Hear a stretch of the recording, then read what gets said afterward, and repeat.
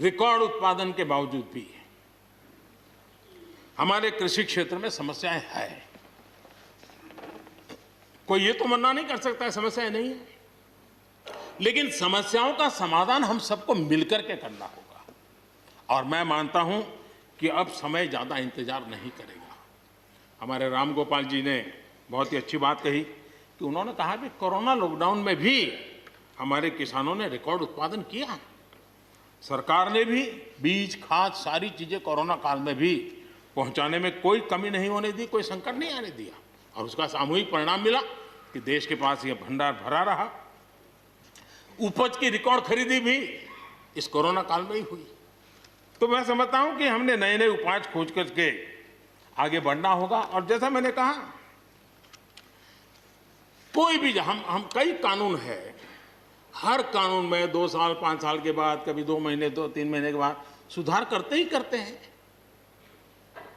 हम कोई स्टैटिक अवस्था में जीने वाले लोग थोड़े हैं जी। जब अच्छे सुझाव आते हैं तो अच्छे सुधार भी आते हैं, और सरकार भी अच्छे सुझावों को, और सिर्फ हमारी नहीं, हर सरकार ने अच्छे सुझावों को स्वीकार किया। यही तो लोकतंत्र की परंपरा है। और इसलिए अच्छा करने के लिए अच्छे सुझावों के साथ, अच्छे सुधारों की तैयारी के साथ हम सबको आगे बढ़ना चाहिए। मैं आप सबको निमंत्रण देता हूं, आइए हम देश को आगे ले जाने के लिए, कृषि क्षेत्र की समस्याओं का समाधान करने के लिए आंदोलनकारियों को समझाते हुए हमने देश को आगे ले जाना होगा। हो सकता है कि शायद आज नहीं तो कल जो भी यहाँ होगा, किसी न किसी को ये काम करना ही पड़ेगा। आज मैंने किया है, गालियाँ मेरे खाते में जाने दो, लेकिन इस अच्छा करने में आप जुड़ जाओ। बुरा हो मेरे खाते में, अच्छा हो आपके खाते में, आओ मिलकर के चले।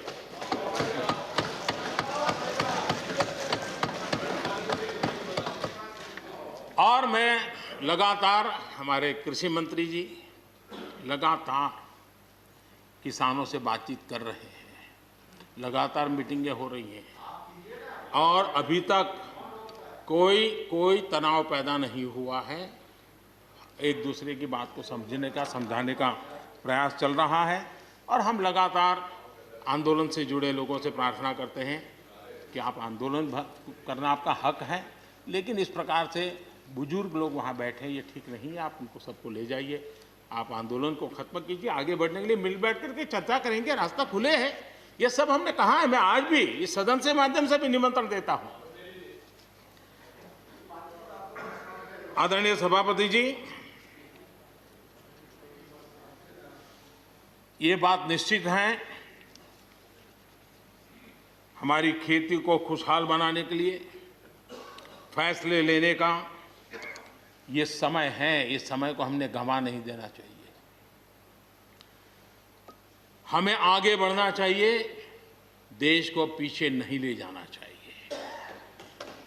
पक्ष हो, विपक्ष हो, आंदोलनरत साथी हो, इन सुधारों को हमने मौका देना चाहिए और एक बार देखना चाहिए कि इस परिवर्तन से हमें लाभ होता है कि नहीं होता है। कोई कमी हो तो उसको ठीक करेंगे, और कहीं ढिलाई है तो उसको कसेंगे।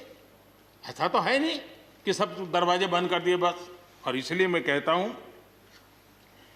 मैं विश्वास दिलाता हूं कि मंडियां अधिक आधुनिक बने, अधिक प्रतिस्पर्धी होगी। इस बार बजट में भी उसके लिए हमने प्रावधान किया है। इतना ही नहीं, एमएसपी है, एमएसपी था, एमएसपी रहेगा। इस सदन की पवित्रता समझे हम। जिन 80 करोड़ से अधिक लोगों को सस्ते में राशन दिया जाता है, वो भी कंटिन्यू रहेगा। इसलिए मेहरबानी करके भ्रम फैलाने के काम में हम न जुड़े, क्योंकि हमको देश ने एक विशिष्ट जिम्मेवारी दी है।